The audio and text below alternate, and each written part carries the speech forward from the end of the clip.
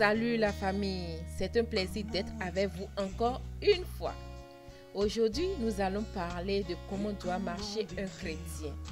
La vie chrétienne est comme une route sur laquelle tu dois conduire, en respectant toutes les signalisations et les lois afin de pouvoir faire un voyage sûr et enfin arriver à une bonne destination. Amen. Vous savez, sur la route, il y a les feux tricolores qui nous indiquent quand nous devons nous arrêter au feu rouge, quand devons-nous observer des précautions au feu jaune et quand passer lorsque le feu vert s'allume. Comme chrétiens, c'est notre devoir de respecter les principes divins et obéir aux commandements pour avoir une vie riche et abondante en Jésus-Christ notre Seigneur. Amen. Parlons maintenant du feu rouge qui représente un danger que nous devons éviter. Lisons ensemble dans 1 Corinthiens chapitre 6 versets 9 à 10. Ne savez-vous pas que les injustes n'hériteront point le royaume de Dieu? Ne vous y trompez pas, ni les impudiques, ni les idolâtres, ni les adultères, ni les efféminés, ni les infâmes, ni les voleurs, ni les cupides, ni les ivrognes, ni les outrageux, ni les ravisseurs n'hériteront le royaume de Dieu. Dieu a tout préparé pour que nous soyons heureux. Amen. Romains chapitre 6, verset 15 à 16 nous dit ceci. Quoi donc?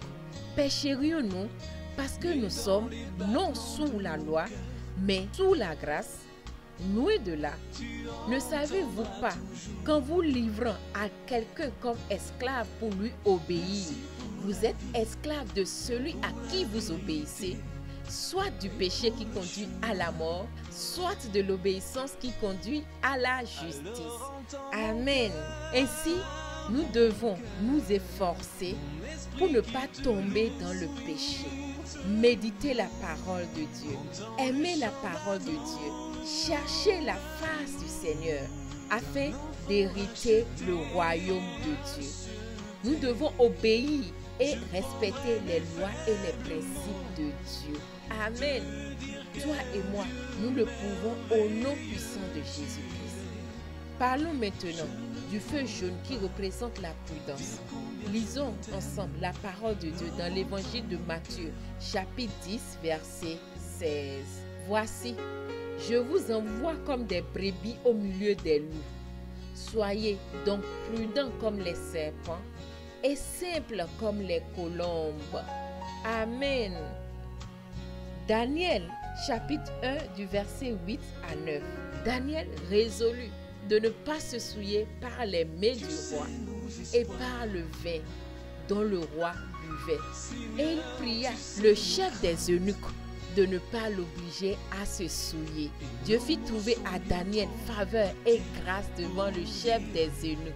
Amen. Je prie que toi et moi, nous rendions heureux notre Dieu. Comme chrétiens, nous devons être prudents comme le serpent et simples comme les colombes. Nous ne devons pas ouvrir n'importe comment notre vie à toute personne que nous connaissons ou côtoyons en leur donnant l'opportunité de nous aplatir. D'une autre part, nous ne devons pas regarder tout le monde avec des yeux négatifs ou de suspicion, en pensant toujours qu'on profite de nous. Amen. Avec un équilibre sain, laissons-nous conduire par le Saint-Esprit et non par notre propre sagesse.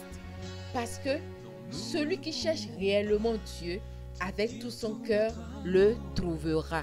Parlons maintenant du feu vert qui représente l'espérance, le bon et le correct. Philippiens chapitre 4, verset 13. Je puis tout par celui qui me fortifie. Amen. Étant justifiés par le sang de Jésus-Christ, en vivant dans l'obéissance à sa parole, en faisant sa volonté, nous pouvons affirmer que nous pouvons tout par celui qui nous fortifie. Nous marcherons donc de manière sûre avec la paix d'homme, cette paix qui surpasse tout entendement. Lève-toi et resplendis. La lumière du Seigneur brillera sur toi et la joie du Seigneur sera ta force.